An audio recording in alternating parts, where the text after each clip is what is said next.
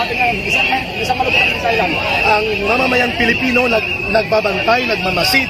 Hindi po nila papayagan na kung may mga akusasyon sa isang Pilipino kagaya ni Pastor Kibuloy, mangingibabaw ang gimmick, pang-politika, grandstanding, and political operation and manipulation ng isang senador na may personal na galit at may personal na ambisyon pamulitika, gagamitin ang pamamahiya sa isang individual na Pilipino, hihudang labagin nila ang mga karapatang nakasaad sa batayang konstitusyonal ng mga batas at karapatan ng isang tao kagaya kay Pastor Kibuloy.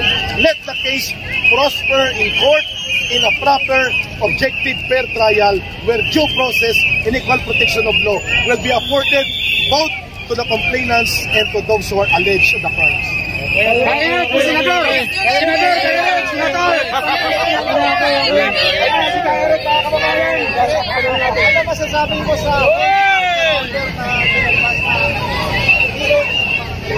May remedyo pa naman because pastor can go to the court to redress the grievances and possible abuses of authority na ginagawa ng Department of Justice. May mga abogado si pastor, but I think it is uncalled for. Sa pagtingin ko, overkill. Napabalita ka sa PTV4 kagabi yung whole department of para sa tingin ko, overkill. Yeah. At sa tingin ko, antayin na lang nila sana ang korte ang mag-decide kung talagang very strong ang evidence of guilt against pastor. Mabuhay si Kaya Eric. Eric, may tanong lang po ako kasi binayaran daw po, Eric. Binayaran daw po yung mga dumalo sa rally kagabi. Ano masasabi niyo po? Ang ganito ba na nagpuyat ng 2 araw? Nagpa-viral po kasi ngayon. 2 gabi. Nakita ko yung video. Parang minikapan yung tao at in-interview at pinasuot ng puti na damit. Alam natin na ito ay special political psyop operations. Alam natin na pinupunduhan. So, ano masasabi niyo po sa mga gumagawa ng ganun, sir? Manahimik sila, antayin nila ang tamang pagrespeto sa mga karapatan at wag nilang gamitin ang pagkakataon nito na para pagkapirahan. Ang ganito mga taktika ay luma na. Yan ay mga tinatawag na black and dirty PR operation funded by whose interest. Kung sinong gustong sirain si pastor, sirain ang SMNI at ang pagkakaisa ng mamamayan, intrigahin nila. Yun ang may interest dyan.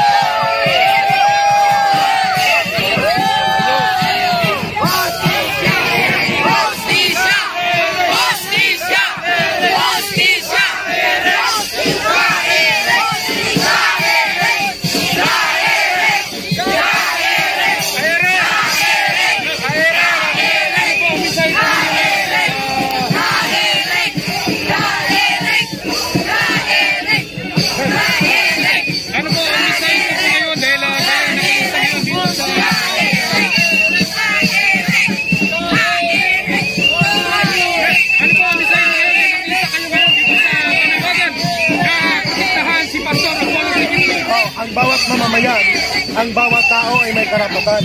Si Pastor Kibuloy ay isang Pilipino na nagmamahal ng ating bansa. May karapatan siya sa ilalim ng konstitusyon at kailangan ibigayan sa kanya.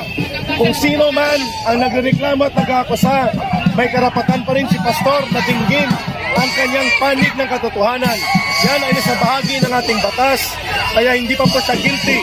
Ang mga ebidensya, ang katotohanan ay kailangang marinig sa korte at hindi makaisang panig na pakikinggan dito sa committee hearing na parang kangaroo court na dinisisyonan na ni Risa Ontiveros. Ano man ang desisyon sa katotohanan sa mga reklamo kay Pastor Kibuloy, may karapatan siyang madinggan at nabigyan ng pagkakataon na ipakita ang tama at totoo sa panig niya. Ang akusasyon at ang mga reklamo ay hindi nangangahulugan na ito ang katotohanan kaagad at guilty na si Pastor. Kung ang mga nagre-reklamo ay may karapatan, ang inaakusa ay may karapatan din. Yun ang dapat maibigay kay Pastor Kibuloy. Yun ang nararapat at yun ang dapat tingnan ng Senado. Ang Senado ay hindi korte. Ang Senado ay para lamang gumawa ng batas. Until and unless proven by competent court and proven by the process of objective trial, then so be it. But in the absence of objective trial and fair and competent prosecution and fair and competent presentation of evidence, the allegations against Pastor will not prove that he is guilty or innocent unless it is brought before a competent, fair and objective trial in court. Sir, nabanggit mo na yung mga witness ay nakatakip sa kanilang mga mukha. Ano po ang panawagan nyo ngayon dahil para malantad yung kanilang mga mukha? Ilantad nila ang kanilang mukha, huwag matakot, huwag lumabas na parang ito ay ginigimik lamang. Ihayag nila ang katotohanan sa kanilang reklamo at bigyan ng sustansya ang kanilang mga reklamo. Pangalawa, bigyan ng pagkakataon na ang kanilang mga binabanggit ay mailahad at mabigyan ng suportang ebidensya sa fair, patas at makatotohonang trial. Hindi ang prejudge na parang sindikato na uri ng paghuhusga at paghahatol ng isang senador lamang dyan sa Committee de Cangaro ni Risa Hontiveros. Sir, umpisa pa lang po ito. Umpisa pa lamang ito sapagkat kapag nilabag mo ang karapatan ng mga tao sa ating bansa, inaabuso mo ang iyong kapangyarihan at ginagamit mo para sa political grandstanding, persecution, and abuse of authority at nawawala ang espiritu o diwa ng proteksyon ng fair and due process, may problema tayo sa mga namumuno at mga senador ng ating bayan. Sir, Eric, yung testigo ngayon na in-interview ni Risa Hontiveros na sa Amerika naka-online, kapaniwala po. Yun ang problema. Kung si Pastor hindi nila bibigyan ng pagkakataon na mag-online kasi pag lumabas yan, sigurado i-hold nila at aarestuhin ng walang due process. Kaya naintindihan natin ang side ni Pastor. Yung sa Amerika, ba't hindi nila pinauwi? Napakalaki ng pondo dito. Papuntahin nila dito at ibigay ang buong testimonya at katotohanan sa tamang proseso ng korte at pagdinig. Pagkatapos po yung hearing, maglalabas daw ng warrant of arrest laban kay Pastor si Hontiveros para ma-arrest. Ang pipirma ng warrant of arrest ay ang Senate President. Noon pa man, wala pa man ang hearing na ito, matagal nang pinag-iinitan ni Risa Hontiveros si Pastor. Ang kinagamit niya ngayon ng oportunidad na ito para sa kanyang political grandstanding at political operation para ipahiya si Pastor. I am not a member of Kingdom of Jesus Christ. I am not a member of the religious community of Pastor Quiboloy. But because he is a Filipino also, ang mga nagrereklamo at mga nagtitistigo may mga karapatan. Ang nirereklamo may mga karapatan. Yun ang dapat igarantiya ng Senado ni Risa Hontiveros. Dalhin sa tamang proseso, bigyan ng competent fair trial si Pastor at ang bawat Pilipino, equal protection of law and due process, and let the court decide kung tama o hindi ang mga akusasyon. Pagkatapos po sir na hearing, anong plano ng SMNI at anong plano mo kay Eric? Ang plano natin ay tuloy-tuloy ang paghahayag at paglalantad ng mga abusong ginagawa sa kapangyarihan at tayo ay maninindigan na dapat ang mga batayang karapatan sa due process, equal protection of law, and fair trial ay dapat ginagarantiya at hindi ginagawa lamang na pamamaraan para magkaroon ng personal political vendetta against a person targeted for political operation the way Risa Hontiveros right now is doing her attacks using her power in the Senate against Pastor Quiboloy. maraming salamat, sir. Maraming salamat, sir. Eric, anong patayan po ng Senado para maglabas sila ng warrant of arrest? Of course, sinasabi ni Risa Hontiveros procedural. Sinasabi niya ito ay within the contempt power and authority of procedure of the Senate. That can be technically true, but that does not mean it is in accordance to due process ng batas.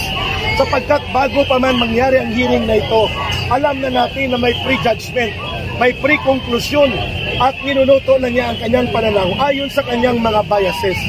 Samantalang dapat malaman ni Risa Hontiveros na ang batayang karapatan sa due process of law, equal protection of law and fair trial ay mga batayang karapatan na hindi ginagamit ang Senado para labagin ito at ipahiya ang mga individual na tao na inaakusahan.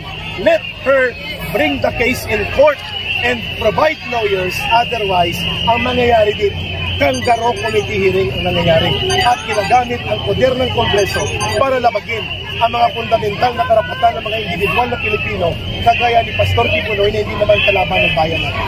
May limit pa ba para mapigilan itong balak ng Senado mamaya na mag-issue ng warrant of arrest?